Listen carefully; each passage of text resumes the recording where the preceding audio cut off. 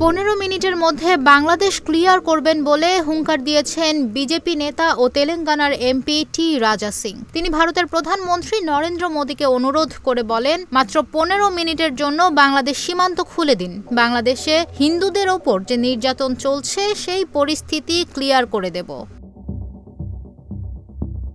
ভারতীয় সংবাদ মাধ্যম ইন্ডিয়ান এক্সপ্রেস জানিয়েছে, গতকাল রোববার দক্ষিণ গোয়ার কুরচোর্মে বিশ্ব হিন্দু পরিষদ এবং বজরং দল আয়োজিত এক অনুষ্ঠানে বক্তৃতা দিতে গিয়ে টি রাজা সিং এসব কথা বলেন।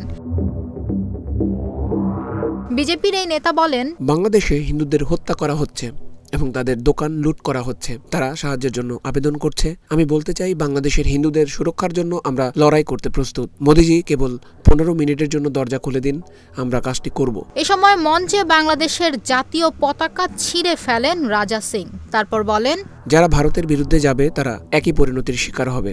এ সময় তিনি একটি তলোয়ারও বের করেন এবং বলেন, এই তলোয়ার কেবল খোপের মধ্যে পুরে রাখার জন্য নয়, এটি প্রতিটি হিন্দুর বাড়িতে থাকা উচিত। বিরোধী দল কংগ্রেস গোয়ার মুখ্যমন্ত্রী প্রমোদ সাওয়ান্তের কাছে রাজা সিং এর গোয়া সফর বাতিলের আবেদন জানিয়েছিল এবং তাকে বিতর্কিত ব্যক্তি, যার ঘৃণামূলক বক্তব্য এবং সাম্প্রদায়িক উস্কানির ইতিহাস রয়েছে বলে অভিহিত করেছিল। শুক্রবার কংগ্রেস বলেছিল, এই সফর গোয়ার সাম্প্রদায়িক সম্প্রীতি নষ্ট করতে পারে এবং শান্তিপূর্ণ গন্তব্য হিসেবে গোয়ার সুনাম ক্ষুণ্ণ করতে পারে।